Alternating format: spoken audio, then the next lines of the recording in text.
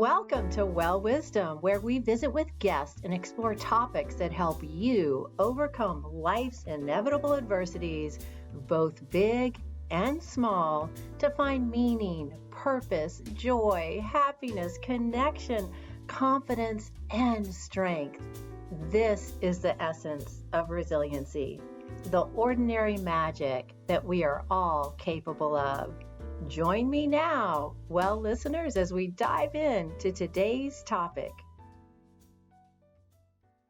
Welcome to Well Wisdom, brought to you by the Resiliency Well, and I am thrilled to have MaryAnn McKibben Dana here with us today. Hey, MaryAnn, how are you doing? Hi, Beth. It's great to be with you. I'm doing well.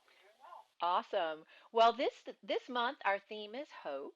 And MaryAnn, I'd like to just give you a little bit of background on her. She is first and foremost a writer. She also does a lot of speaking. She's a free-range pastor by her own account, so she does a lot in the religious community, especially with the Presbyterian Church. And she's also a coach, both for personal and leadership coaching, and she does a little bit of running coaching too, if you're interested in that. She lives kind of in the Virginia, D.C. area. She's also a mom, which makes her a real life hero for all of us. And she can really relate to a lot of the things that most of us struggle with, just that time management. How do we balance it all? How do we bring it all together? And she's got her third book coming out this year on hope, which I definitely want to ask her about as we move through the program today. But just getting started, by MaryAnn's account, usually authors write about things that they're most interested in and that they really would like to read a book on themselves. So my first question for you, MaryAnn, is why hope? Why is that topic special, personal, important to you? Mm. Yes, it's very true. My first two books were really trying to speak to a need within myself, and it's true that writers really write what they need to read. And for me, the book, which provisional title at this point is Hope, a User's Manual. Things can change with the publisher, but that is the current plan. And it really came about because I myself was, like all of us, living through the last several years of just a lot of upheaval. Social media means that the news that maybe we wouldn't have known about because it was happening in another part of the world, or not in our own backyard, it's all coming to us all the time. And I, just as many people, were just feeling really overwhelmed. And where do I find hope? And what gives me the motivation to kind of get up and try to make the world better? And with the complexities of the challenges that we face, I was really writing to myself, like, what does it mean to have hope? How do we access it? What are some of the practices that we can follow in order to sort of embody hope, not just think about hope as a feeling or hope as something that might be part of our character, but something that we can develop as a practice. And so that's really where the genesis of the book started, is to think about those things and get beyond some of the simplistic kind of views of what hope might be. Yeah, and I think every piece of what you just mentioned is so relevant because we've all struggled, and here we are beginning 2022, and we don't see an end in sight to this craziness, to this pandemic, to this total upheaval in our worlds. And as you mentioned so well, that feeling of being overwhelmed, which often comes with feeling hopeless. So I would ask you, how do you personally define hope? Mm. So I've got a couple hundred pages of book to sort of say what I think hope is, and I probably at the beginning, we're still in the sort of publishing process, and when it comes out, I better have the elevator pitch of here's my one sentence definition. But to me, hope is the resilience and the future orientation to know that the things that we do make a difference, that we have agency, that we are personally empowered to make the world better in whatever large or small way that we can. Mm-hmm. And that happens through a lot of different. Hope comes to us in a lot of different ways, through practices, through community, and um, and so in the book I talk a lot about kind of what hope isn't and what hope is. And to me, hope kind of transcends a lot of the way we often think about hope, which is we often conflate it with optimism. Hmm. Like optimism means everything's going to work out okay, or we fundamentally believe the future will be better than the present. And one of the things that I really wanted to wrestle with in the book is how do we find hope even if things don't work out okay? You know, Right. and as you mentioned, we're sitting here in January of 2022, about to enter year 3 of a pandemic, and how do we find hope in the midst of this constant, one new variant after another? And I think optimism can ultimately fall short. Hmm. And hope is something that I think is deeper and more enduring. And that's really what I've been interested in exploring in the book. Yeah, and just for me to spend this time with you and to kind of dive into this month with Resiliency Wells focus on hope, I did a little research myself, and I can remember years ago, someone that I worked with just touting this book that was called "Hope is Not a Strategy," and of course that just resonates. But oftentimes we do think of hope as being kind of similar to wishful thinking, but it's really not because you spoke about agency, and central to hope is us taking action and us believing that we can have some kind of impact and really make a difference. So I don't know if you want to dig a little bit deeper into like what it really isn't, because we do throw the word around like, oh, hope you have a great day, hope everything goes well. But hope is much richer and deeper than that, as you said. Yeah, yeah, yeah, it is. And one of the things that I really loved to sink my teeth into as I was doing the research is there's a lot there's a lot about our kind of American culture that is very admirable and laudable, but I think one of the places where I think we could ground a little bit deeper is um, Americans are a very optimistic kind of a group of folks, and we have been on a path as a country where we're sort of, addressing injustices and things are getting better and all of this sort of thing, and that's a really powerful story. Um, the other side of that is that the rise of social media and other kinds of cultural shifts means that I ran across a lot of work around the idea of toxic positivity and this Hmm. idea that if you just have an optimistic, if you just have a kind of a positive outlook, everything will kind of work out for you. And there's all kinds of religious undercurrents to that and cultural undercurrents. But just kind of buck up and pull yourself up by your bootstraps and that side of thing, and everything's going to be okay. And um, I want to investigate something that's just more durable than that. I mean, your work around resiliency, I think, is so on point because part of what I did when writing the book is really look at how do marginalized communities think about hope, and folks who have been struggling for justice for generations, and a lot of them do not equate hope with it's all going to work out okay. Hope is really about fighting the good fight, Absolutely. and what is our legacy, and how do we find courage, and those kinds of things. So I was very excited and energized by seeing how other communities other than my own kind of think about hope. Yeah, and you bring up a really interesting point that came up in actually some work I was doing in December around burnout, and it was more in like a clinician setting, but working with another resiliency expert. She and I did a presentation together actually, and she talked about suppression and how destructive that is. And I think that you didn't say it in those words, but I think we all need to realize if we're just going to put plaster a smiley face on what's really difficult, what is a real challenge, a real hardship, maybe a real loss that deserves a little time and attention to grief and nurturing the fact that, oh, wait a minute, the world as I knew it just changed because of what happened to me, and we need to honor, our emotions and our feelings and our need to pause and take stock in what has changed. And when we suppress that, we're really not doing ourselves any service. So I really appreciate you bringing that out, and I think I think that's important to be able to do for ourselves, but I also think for other people, because I think lots of times when someone's having a hardship, it makes us feel so uncomfortable and we want to just kind of fix it for them. And part of Yeah, doing that is just, too much optimism maybe, and not enough maybe listening or just acknowledging that hardship. yeah. That's beautifully said. And when the book in essence is a series of kind of short reflections about hope. Hmm. And when you're writing kind of, you know, 700 word reflections, you can organize it in all kinds of different ways. And the way I ultimately settled on was just a little bit about what we talked about what hope is not, and Hmm. then kind of what hope is.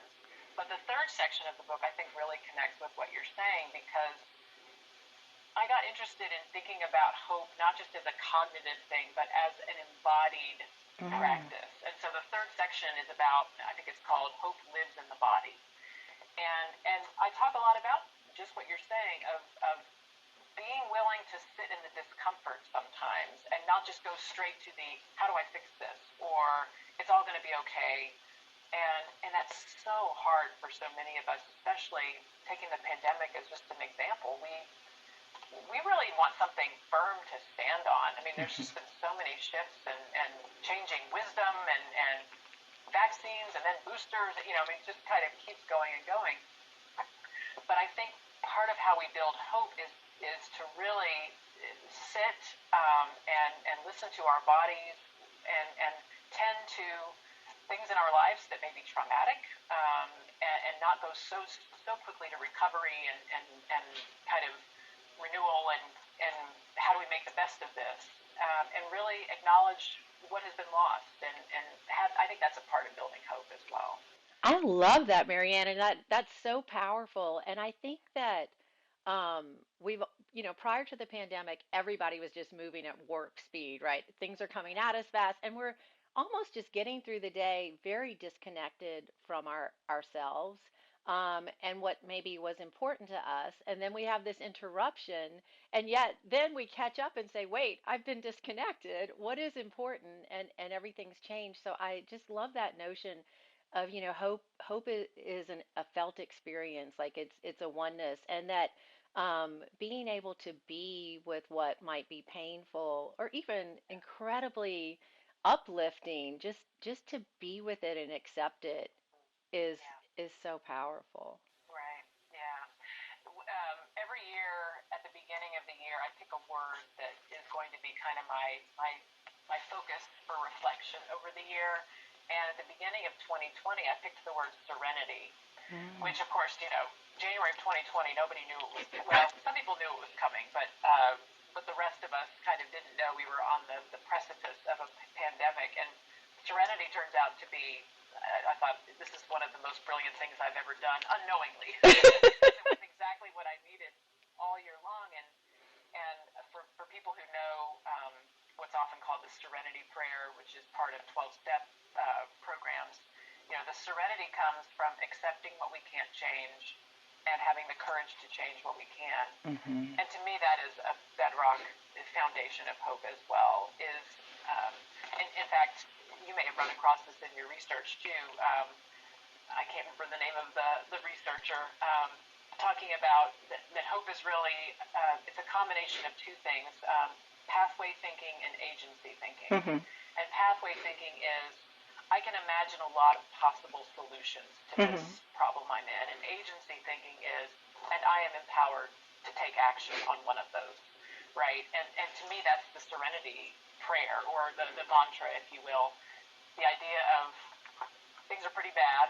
And it helped so much during the pandemic to say, I can't control the case numbers.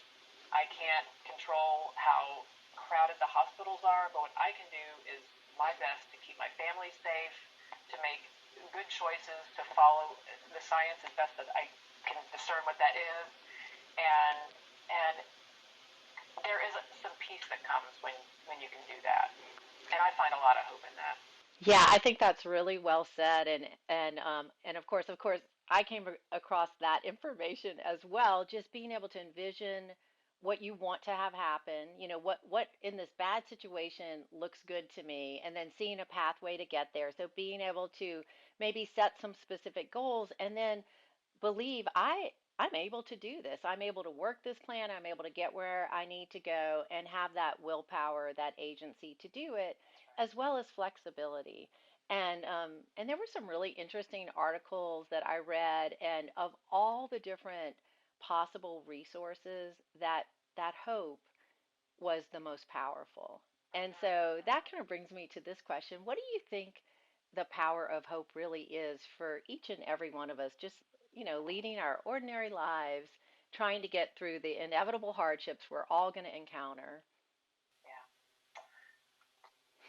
Oh, that's a great question. I think the power of hope, as you were talking and as you framed that question, I just my mind flashed with what many of us know as the Stockdale Paradox, right? This idea from Admiral Stockdale when he was a prisoner of war. He was asked after he was released, who are the ones who suffered the most, and he said they were the optimists Yeah. because they were the people who were like, come Christmas, we're going to be rescued. We're going to get out of here.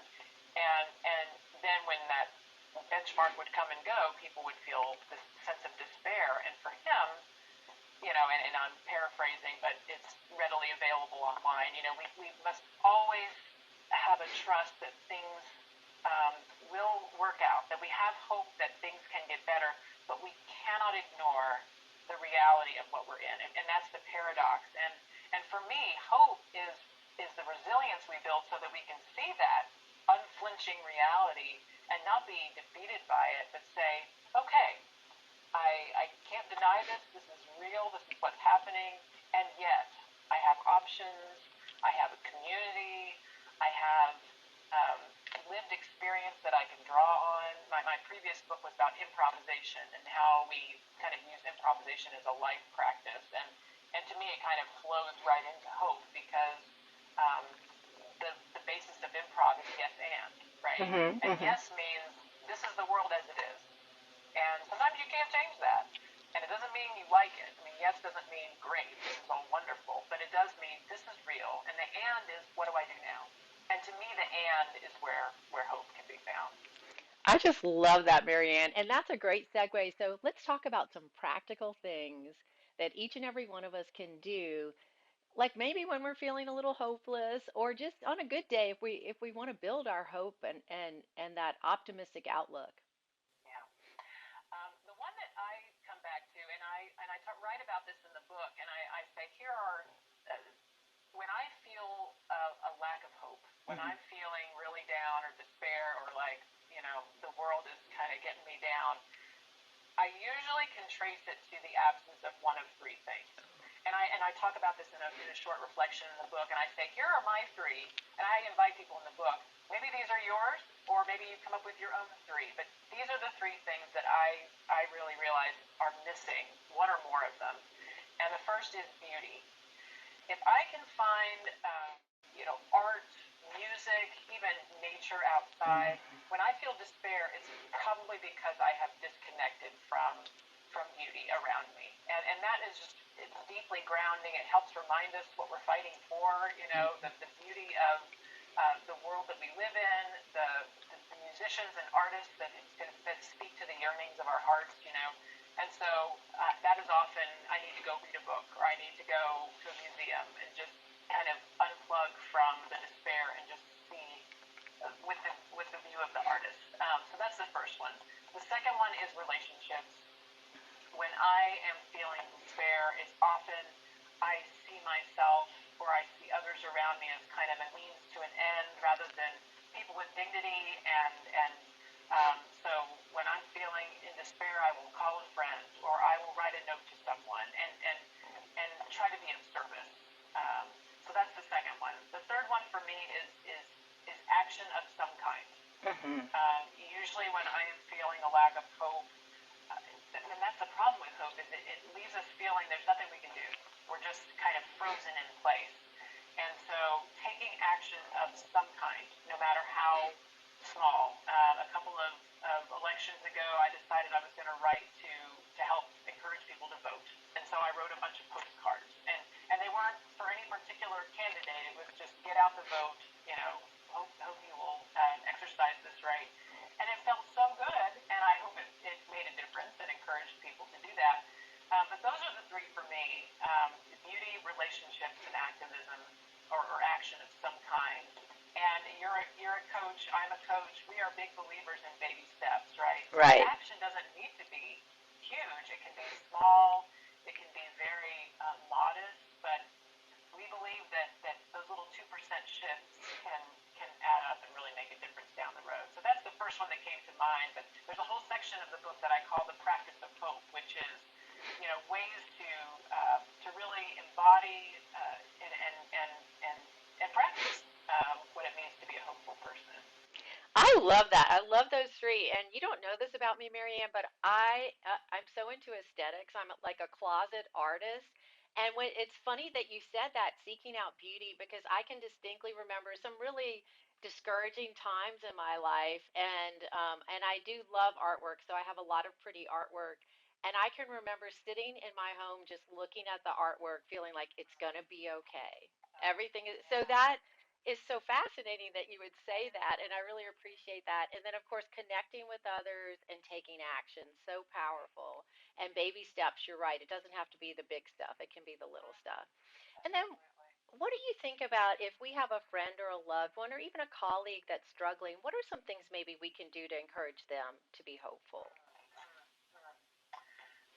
I think really the first step is to, and this is something that comes from my improv training too, is to really accept and receive where they are. I write in the book, and this is something that is very front and center, um, that part of where this work came from is through our experience of walking with our eldest, our daughter, Caroline, through a pretty significant depression during high school. And I remember um, one night talking with Caroline, and there was just so much, like, this isn't going to, life is going to be bad for me. I'm not going to be able to graduate high school. I'm not going to be able to go to college. I mean, there was all this sort of self-talk of this will not get better. And I had all kinds of arguments why that was stinking thinking, as they say. And that did not work. You can't talk someone out of that. But I remember, um, one particular instance where Caroline said, I just don't know how is college going to work, and is this going to be okay? And I said, well, I think the question was, what happens if I start to spiral while I'm in college? What happens if this kind of happens again? And I said, well, what would happen? And Caroline said, well, I flunk out of school and I have to move home. And I was like, no, no, no, no. What I'm asking is, what would you do? Like, if you start to feel that the ground is sort of shifting under you, what do you do?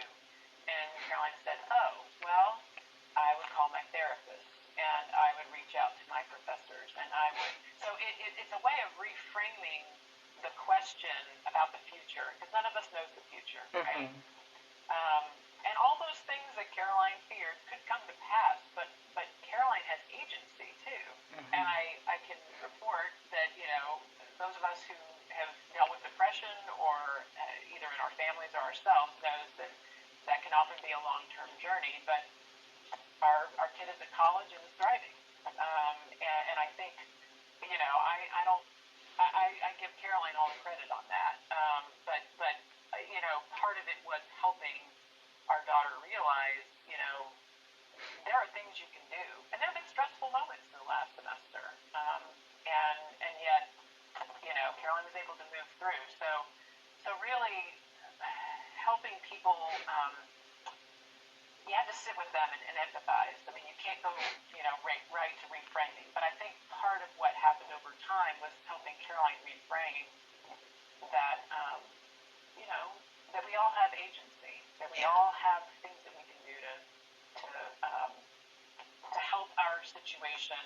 Even if it doesn't solve the whole thing, that we're not powerless, that we love that, MaryAnn. And just listening to your story and kind of recapping in a simple way in my mind is we can be with others when they're feeling really hopeless, and not, try to make them feel like they have to suppress those emotions. What they're feeling is okay, but also just to ask those questions to help them see the power they do have, the agency that they do have, and help them see that they're stronger than they think. So that's a beautiful story, and I thank you for sharing that because so many people, especially right now, are really struggling with feeling down, and anything that we can do to support one another and help one another is what it's really all about, especially here and now.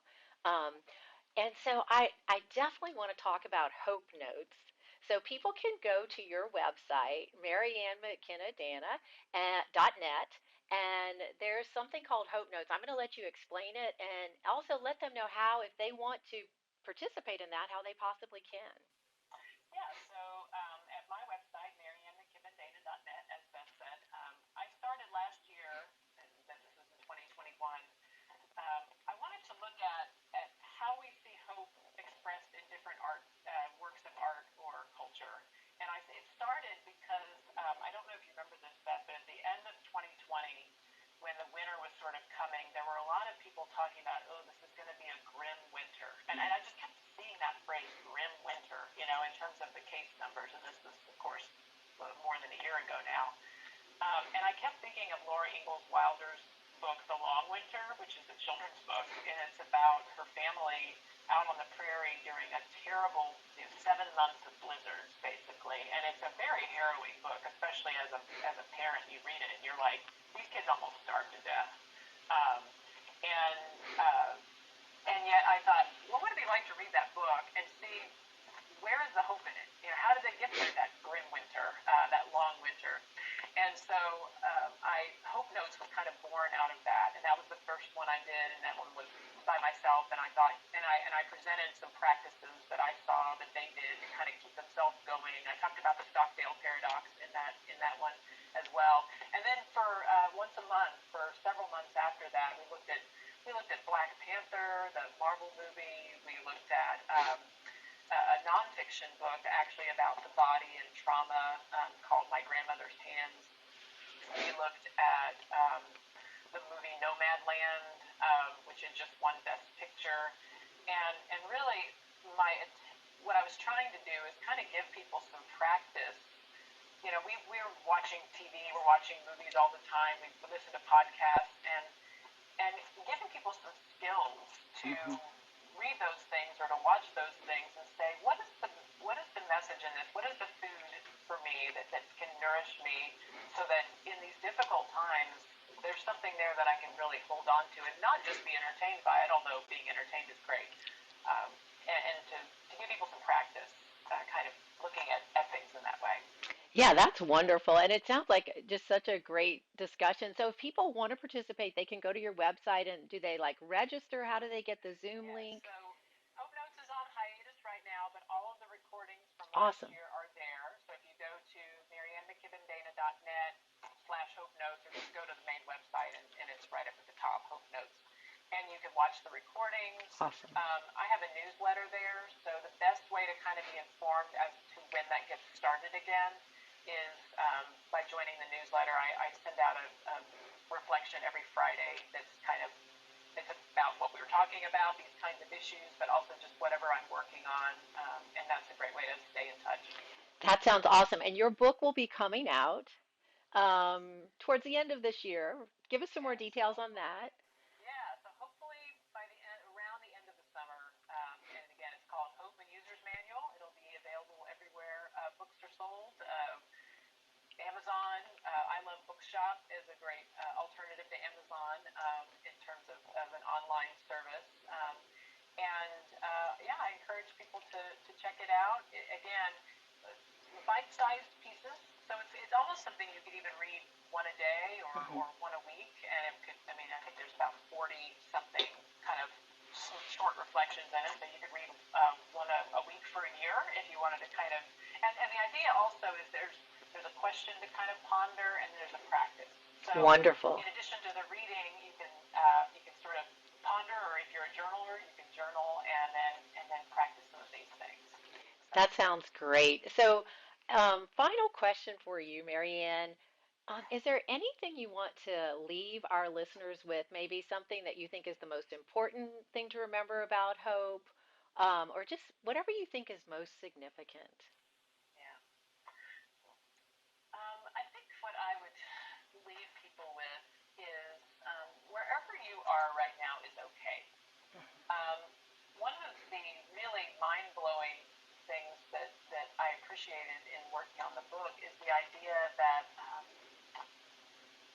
some things are worth doing, even if we don't have hope that they're going to work out okay. I was just recently listening, and this is kind of towards the end of the book. I sort of look into this idea, but I was listening to a woman who does a lot of work around climate science, and she said, we need to protect our Earth, even if the best scenarios that we're striving for don't come to pass. And things are happening around us, and it's easy to feel really powerless. But there are things that are you probably Beth heard the kind of what would you do if you knew you could not fail? It's one of those kind of inspirational, you see them on paperweights and posters and things. And to me, hope is really found in what is worth doing, even if you might fail, and finding those things that give your life meaning, that give us purpose, and I think that paradoxically, hope kind of emerges even in a seemingly hopeless situation when we really lean into those things that are worth doing because they're the right thing to do. So that's kind of where the book kind of explores towards the end. So And I think you're really on to something there, Marianne, because like all the, psychological research on resilience shows us that every time we go through, even if we fail, if we go through something, we learn, we build a skill, and we have more tools in our toolbox, kind of more tricks to handle things and to be agile and approach something in a different way when that new different thing comes up. So there's something worthwhile even in the or failures of our life. So that's really yeah, wonderful. yeah, And great. thank you so much. This has just been a great Thank discussion. I've you. thoroughly enjoyed it. Me too. Enjoyed it very much, and I wish you the best in these continued endeavors. And thanks for the chance to come on and talk about a topic that's really precious to my heart. Thank you so much. And as we close, I'd like to leave you and our listeners with just a simple wish. My wish for each and every one of you is that you'll be happy, you'll be healthy, and you'll be hopeful. Until next time, thanks. Thanks for joining me. I hope you found today's well wisdom inspirational and empowering. Is there a golden nugget you can bring forward into your life and perhaps even share with a loved one, friend, or colleague? Here's to you and your amazing ability to be resilient, to create your very own ordinary magic. Until next time, well listeners.